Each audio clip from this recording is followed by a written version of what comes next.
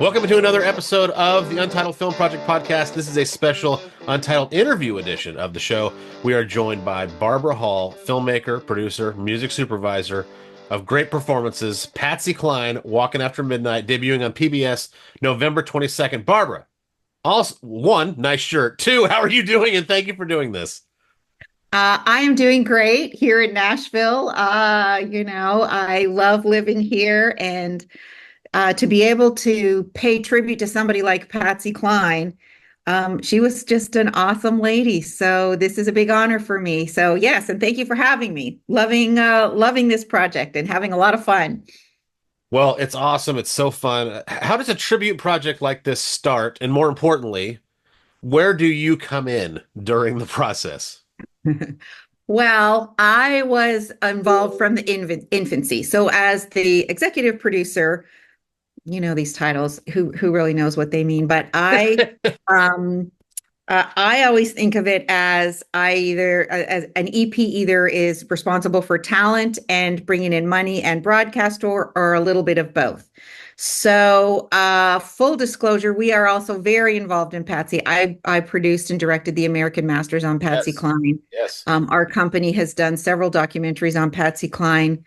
We have a very strong relationship with the estate. So I feel like I have really got to know Patsy through this process.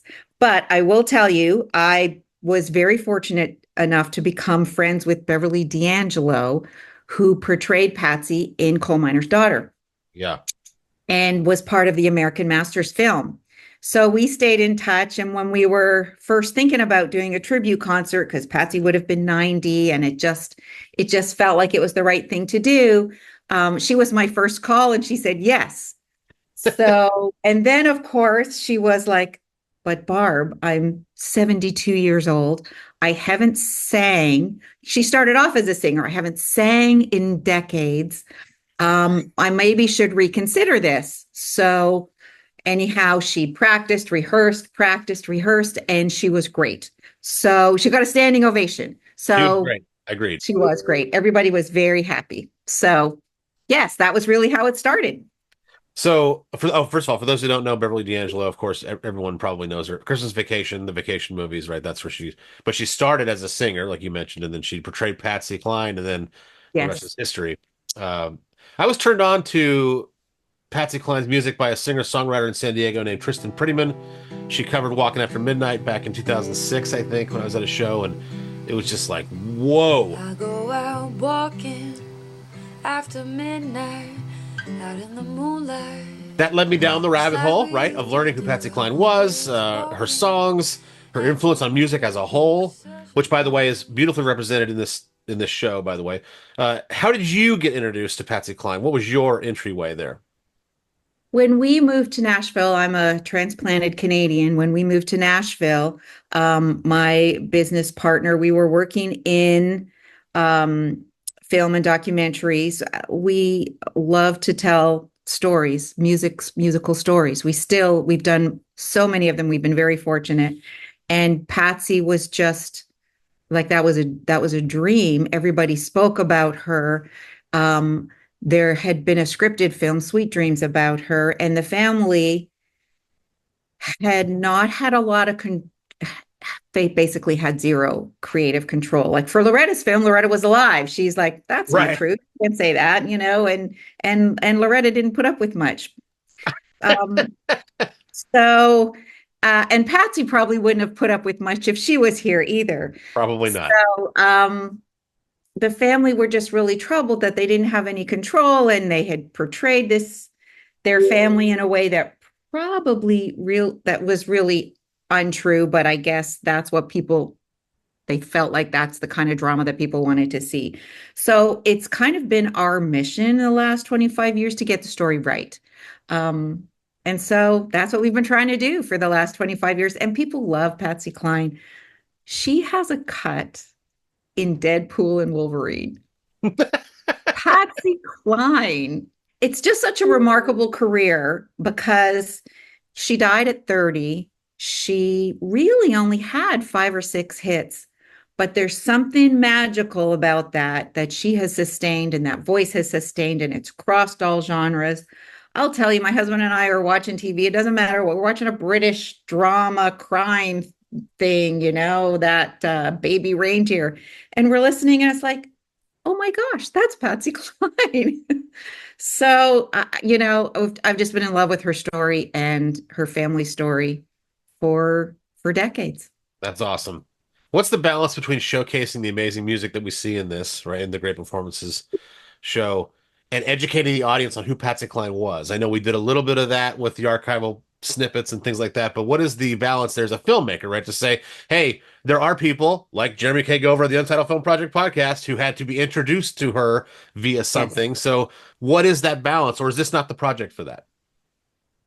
Yeah, there was really not a balance. What we wanted to do was just to give people, and it started off as just a live concert. We were just going to produce a concert. And then when I talked to our friends over at WNET and American Masters, they're like, we love this. We want it. So it's 90% performance. It's the bulk of it is people singing Patsy songs. And then we have two artists, Rita Wilson and Kelly Pickler, who sang their own songs, but they're ironically about Patsy Cline. Right. So, and it was really interesting because people are afraid to try to emulate Patsy. She's a hard one to emulate, but the bulk of it is a tribute, or it's people musically tributing to Patsy Cline. She had a lot of those early songs that, for instance, Beverly Song was one of Patsy's really early songs that probably nobody's ever heard of.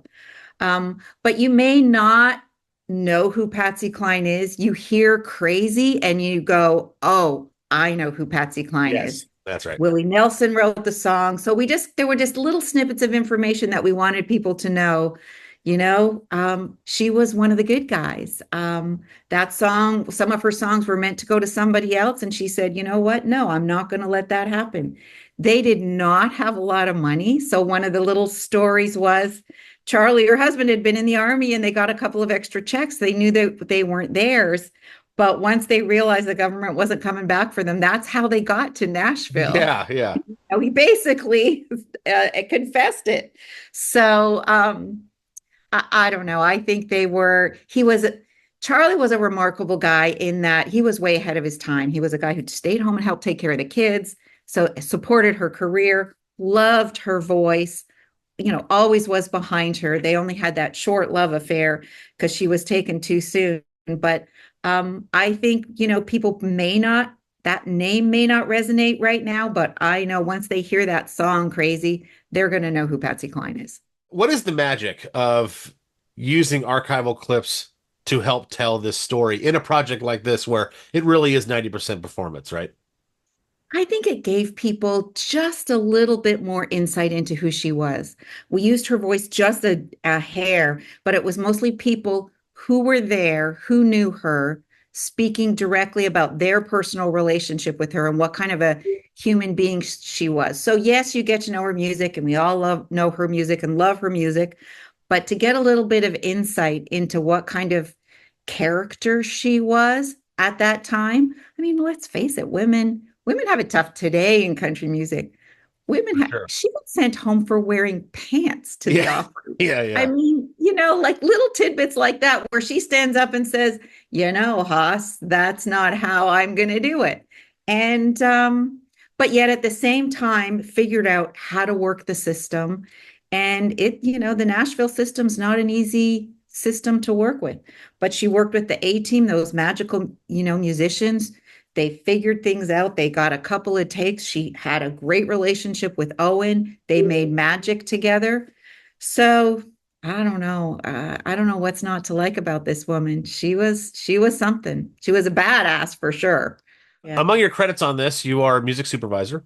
Mm-hmm. So I have to ask. Okay, so before Pat Benatar sings "Imagine That" in great performances, she mentions picking. That's the word she used. Picking that specific song. I can only imagine on tribute projects like this that artists are not necessarily fighting over it, but they want to sing the same song. They all want to sing Crazy, or they all want to sing Walkin' After Midnight, or they all want to sing whatever, right? Yeah. How does that problem get sorted out while maintaining egos and keeping good relationships and all? What's that like? Well, it's a lot of juggling and maneuvering and sweet talking and encouraging. It really wasn't as hard as we thought because we were ready for everybody's going to either want to sing Walkin' or, Right. and we were surprised and pleasantly surprised. All of the artists that appeared, and I'll tell you, we had to stop asking because at first we thought, Oh, wow. we're pulling this together last minute, and we were looking for mostly women with some grit. That's how we're like, people say Pat Benatar, and we're like, Pat Benatar had some grit. Patsy Cline had some grit. They kind of, what they both accomplished. And everyone was very gracious. It wasn't as hard as we thought. By the time we had decided that Winona was going to sing Crazy, everybody kind of said, you know what, that makes sense. Yeah. and then we said, look, there's this list. These are the songs that left. What works for you from here? So shockingly, it really was. The artists were so gracious and so accommodating. We were really prepared for something much worse. So it was very much a pleasant surprise. Well, that's great. That's awesome to hear, especially in a situation like this where, obviously you want to be able to showcase these amazing artists, but you also want them to be comfortable, right? Yes. And so Yes. that's really Yes. awesome. All right, so wrapping up here, when making a project like this, what are some challenges and successes that the viewer might not know just by watching it? Like, this is your chance to get a little nerd on it, right? So is there anything that really stood out from this process that you're like, God, no one's ever going to know that, but Well, I hate to talk about money, but it's always about that counts. the money. That perfectly counts. It costs so much. Even when artists agree, and all the artists agreed to play for scale. So, that it wasn't about the money for them, but we have to get people here. We have to put them up. The Ryman was wonderful to work with and very much a partner. They helped a lot. So yeah, we had really good luck. Insurance is always a pain in the neck because there's a lot to insure. There's a lot of gear. There's a lot of people. There's a lot of risk. The Ryman, folks, it sold out within a couple of days. So that was good news. But then again, when you do a show like this and you have to place cameras, you're blocking a lot of seats. So the Ryman, which is not a huge venue, but an important venue because that's where Patsy Cline sang, that's where Beverly last sang. So there was a lot of emotion, and it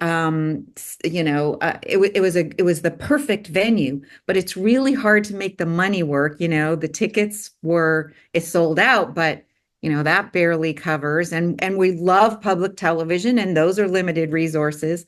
So we're hoping that and we know it will all work out in the end. But juggling parking buses, people were coming in on the road. We're downtown Nashville. Where do you put people's, artists' great buses? example. So it's really the logistics. We had a great team. You'll see Justin in the credits. He went around and made sure that everybody signed their paperwork, that logistically everything was covered.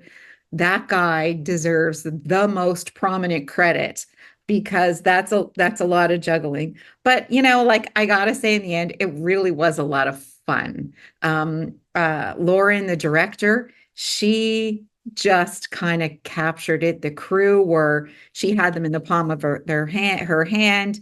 And it was kind of nice. I don't know, it's a little nostalgic, but it was kind of nice that it was female led-ish for the most part, Julie, the family, Patsy's daughter, Julie, they were all really happy. And of course, all of their grandchildren got to meet Tom Hanks. So that was a big Tom Hanks was in the audience because Rita's husband, he's Rita's husband. So we had to make sure security and everything was great. But you know what? Nashville is really good that way. And it was virtually without incident. It was a lot of fun. It really was. It's awesome to hear. Well, like Tristan Prettyman did for me in 2006, you have done for me in 2024. I have not stopped humming and singing Patsy Cline songs since I watched this. Check it out on PBS starting November 22nd. Check your local listings. Barbara Hall, thank you so much for joining us on the Untitled Film Project Podcast. It's been an absolute treat to talk to you about this. and I hope that you'll come visit us again. Absolutely. I'll be back. Thank you so much.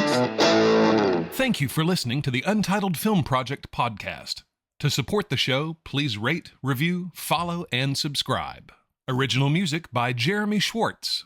Special thanks to the Music City Film Critics Association. Editing and post-production by Jeremy K. Gover. Voiceover by Chad Bennett.